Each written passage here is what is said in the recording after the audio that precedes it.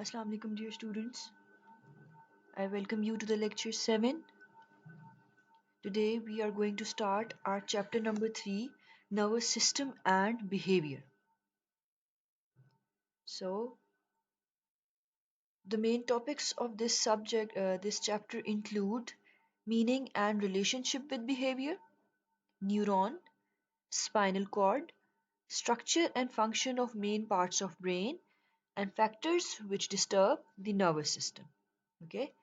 So today we will begin with the topic of neuron.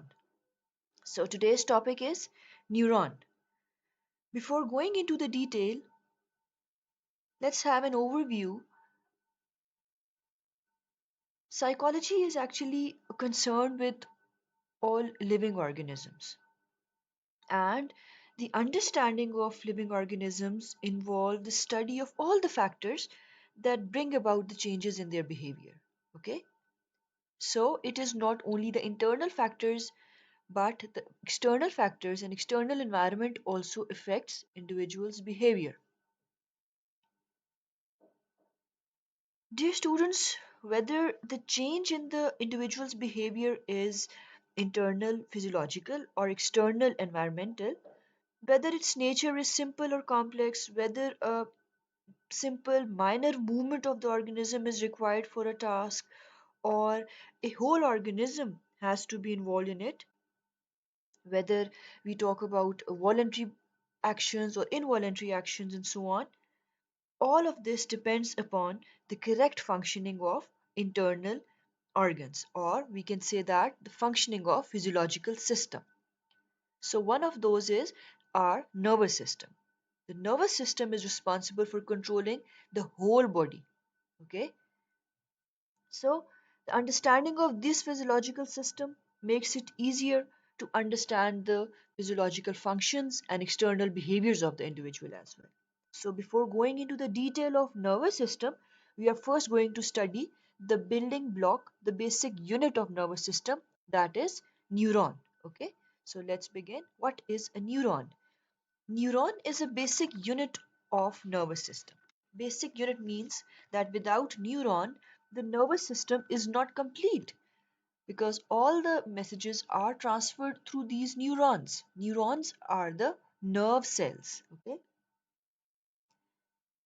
so neuron, the size of neuron, a neuron cannot be seen with the naked eye. Okay, it is so thin in diameter that approximately 200 neurons are found in 1 inch.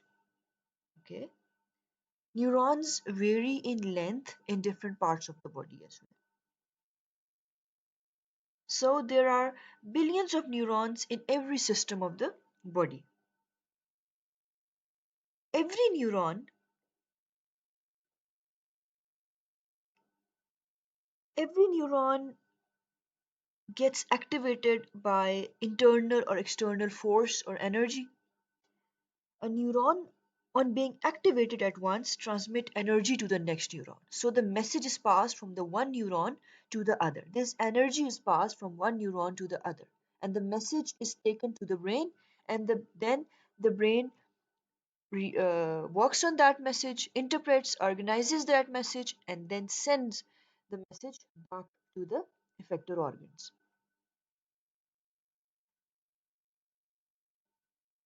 So let's talk about the structure of neuron. Every neuron consists of three parts: cell body, dendrites, and axon. Okay? Cell body, dendrites, and axon. So, this is a neuron, structure of neuron. This is known as cell body. These are the dendrites. These are the thread-like structures which extend from the cell body, and this is an axon. An axon is covered by myelin sheath. Okay, let's begin. Cell body. This part of neuron contains a chemical fluid called protoplasm. The cell body, this is a cross section of cell body, and this cell body contains a fluid, chemical fluid called protoplasm. in which different organelles are present. As we are aware of all these organelles, we have already read these things. The nucleus is located in the center of the membrane. This is the nucleus, which is present inside the cell body. Dendrites. Dendrites are the branch-like thin extensions which reach out to the axon of the other neurons. There is very little distance between the dendrite of one neuron and the axon of the other. Hence, it is very easy for one neuron to transmit message or energy to the other neuron. Okay? So these are the extensions which extend from the cell body and they reach out to the axons of the other neuron. These are known as dendrites. Number 3, axon. The axon is a long branch-like extension on the opposite direction of neuron's cell body.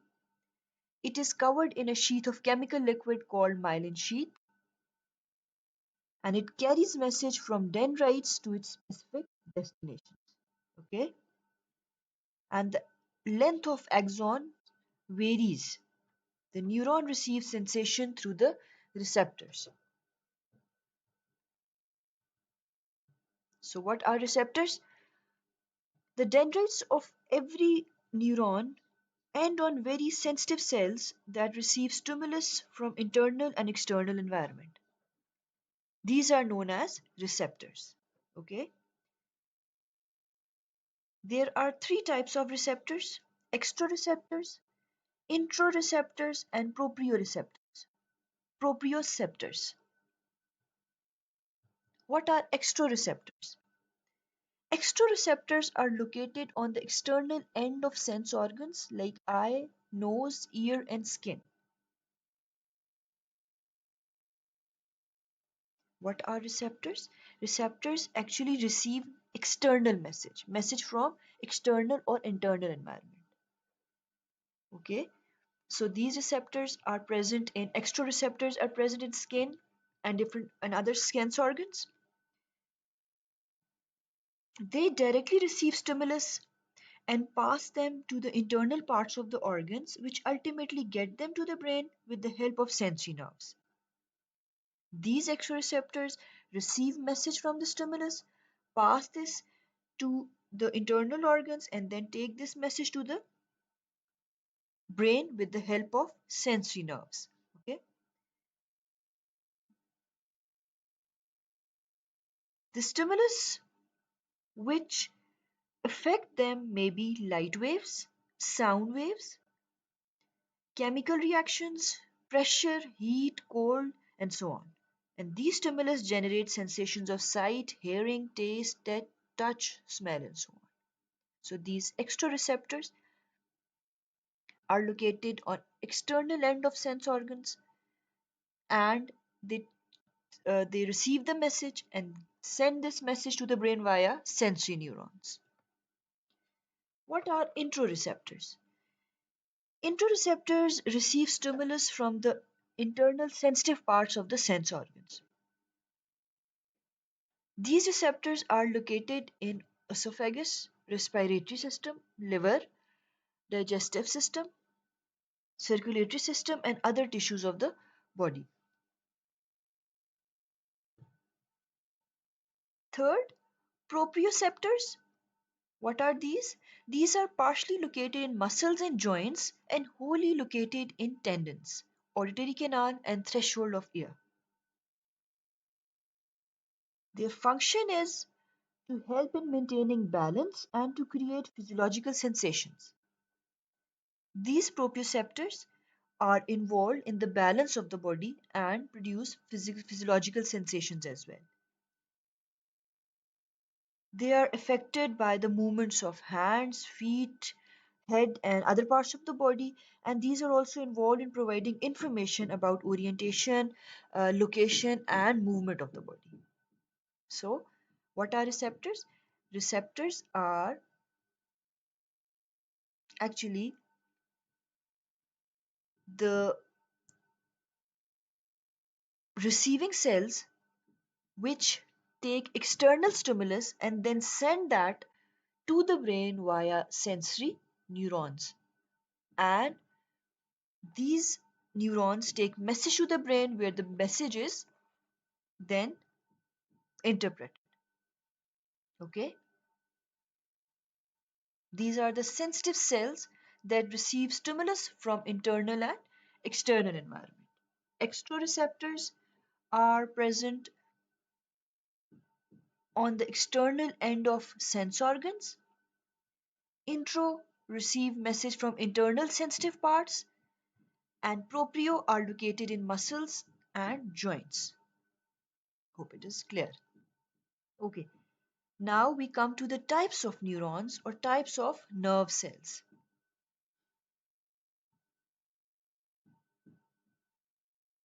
There are three types of neurons: sensory neurons, also known as efferent neurons, motor neurons, known as efferent neurons, and associative neurons.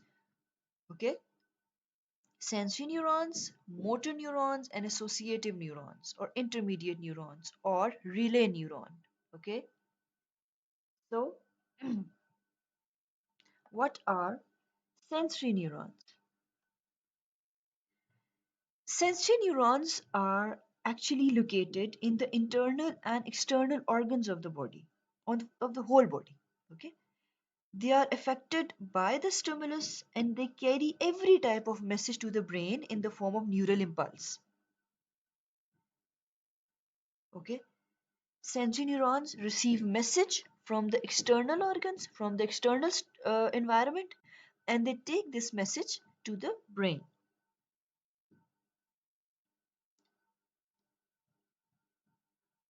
Actually, this is the sensory neuron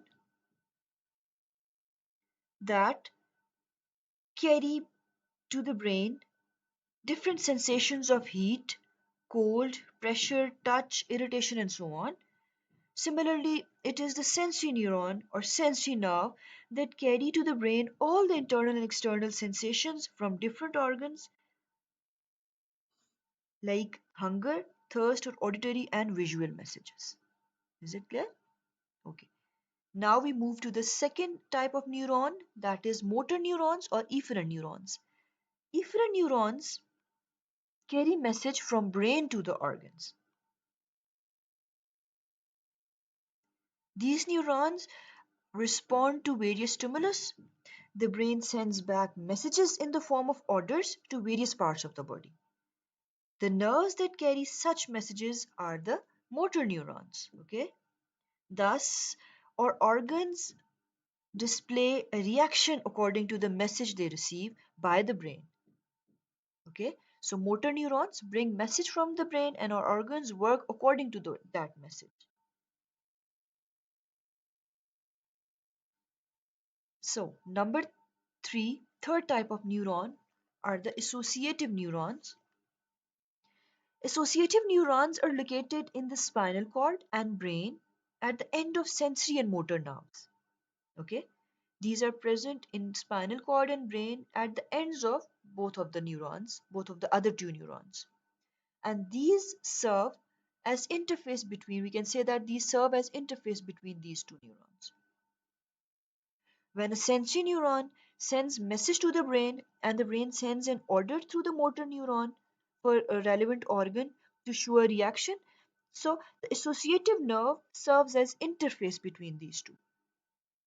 Without this interface, or we can say that without this association, the harmonious movement or the flow of message is not possible.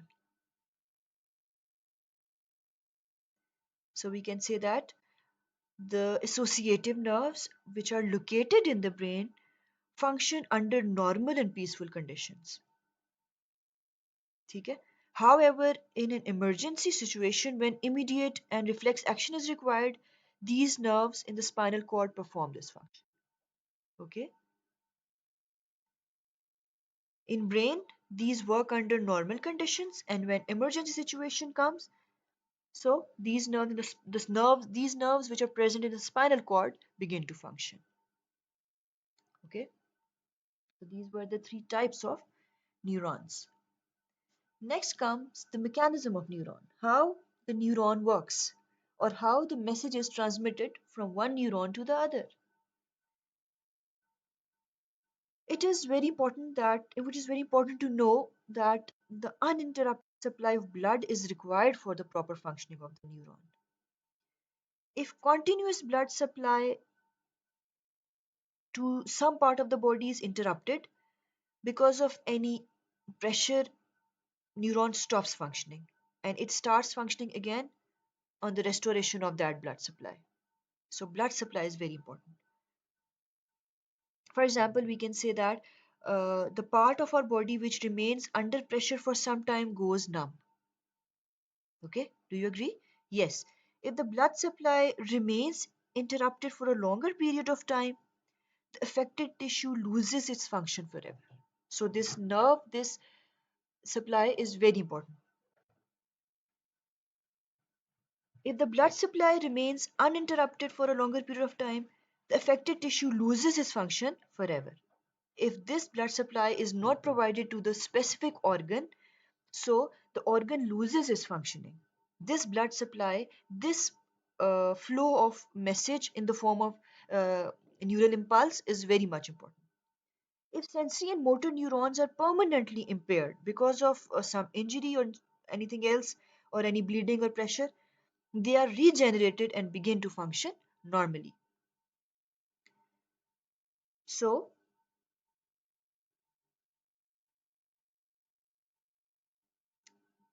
the blood supply is required for the mechanism of neuron for sending messages to the other organs, for the sending messages from one neuron to the other. Let me give you an example that how sensory, motor, and associative neurons function. Let's say a person is going along a roadside and immediately the screech of brakes suddenly strikes his ear. Sensory auditory nerves receive this sound and pass this to the brain, which decides that the person should stop and turn to look at the vehicle. Okay. The brain transmits this message through the associative nerves to the motor nerves that extend from the brain to the legs and to the neck of the body. Once you hear the sound of the brakes, immediately sensory neurons take message to the brain, and then associative neurons, through the help of associative neurons, motor neurons take the orders from the brain that to the legs and to the neck, so that a person could see backwards and immediately stop moving forward.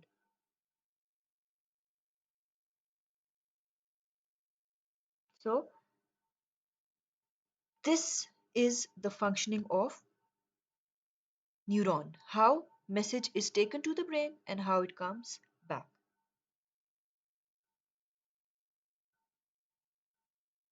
We can say that the sensory, motor, and associative nerves, in collaboration with each other, direct the voluntary behavior of an individual.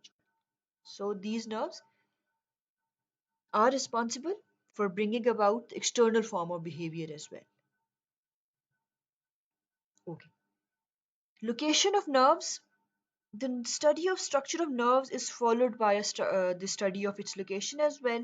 So, the nerves are located in different parts of the body, we know that, and they have been named with reference to these parts, or they have been named with reference to the location. Spinal nerves and the cranial nerves. According to location, we can name them as spinal nerves and cranial nerves. What are spinal nerves? The sensory and motor nerves that are attached to the spinal cord are called spinal nerves. Okay? A network of sensory and motor nerves spread throughout the whole body, and these nerves do not carry message from different parts of the body to the brain. Rather, sensory nerves pass on these sensations through the spinal cord to the brain. Okay? The sensory nerves of the body take message directly to the brain, but the sensory nerves of the spinal cord do not directly take message to the brain. Rather, these nerves pass these sensations through the spinal cord to the brain. Similarly, The orders which are given or relayed from the brain pass to the spinal cord before reaching the organs. So, spinal cord is the intermediate between the sensory and motor nerves of the spinal cord, of spinal nerves. The sensory nerves take message and send this message to the brain via spinal cord. Okay, so there are 31 pairs of spinal nerves. Each pair has sensory and motor nerves. Sensory take message to the brain and motor bring message back from the brain to the spinal cord, and then spinal cord uh, relays that message forward. Each pair consists of sensory and motor nerves because where there are sensory nerves in the body, there are motor nerves as well. So, the sensory nerves spread out from different parts of the body and enter the spinal cord from behind the vertebral column and then reach out to the brain through the spinal cord.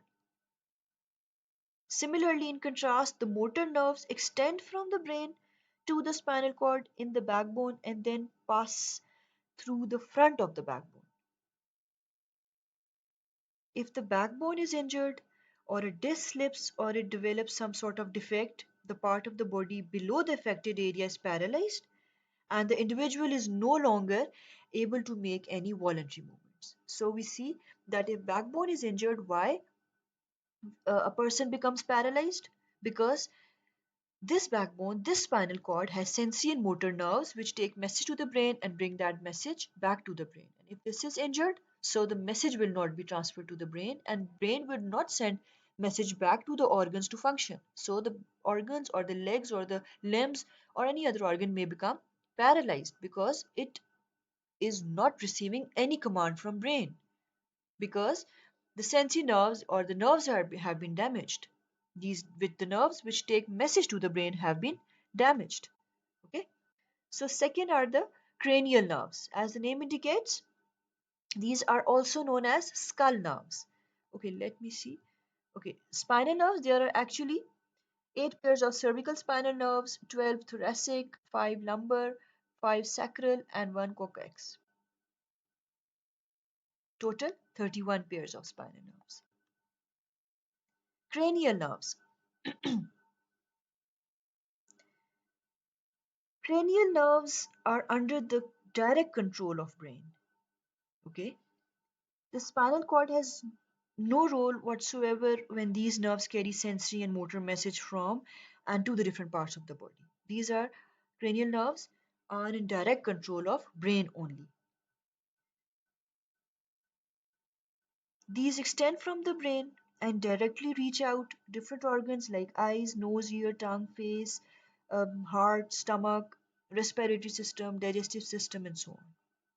These are these directly reach to the organs from brain. Cranial nerves consist of 12 pairs of sensory and motor nerves. Sorry, motor nerves.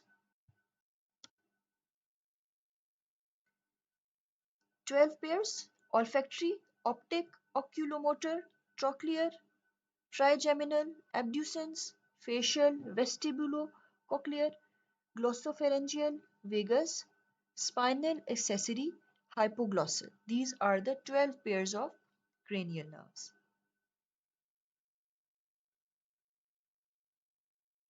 These 12 pairs perform a variety of functions like olfactory, sight, movement, movement of eyeball, facial expressions, jaw movements, swallowing, vomiting, movements of tongue, inner ear functioning, esophagus, respiratory, digestive, excretory, functions of ear, outer ear, inner ear, movements of neck muscles, coordination, and so on.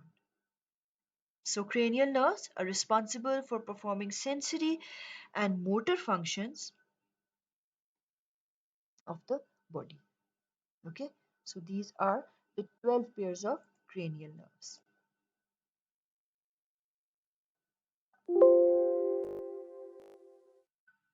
So, here we close our today's topic, neuron. Neuron, the building block of nervous system.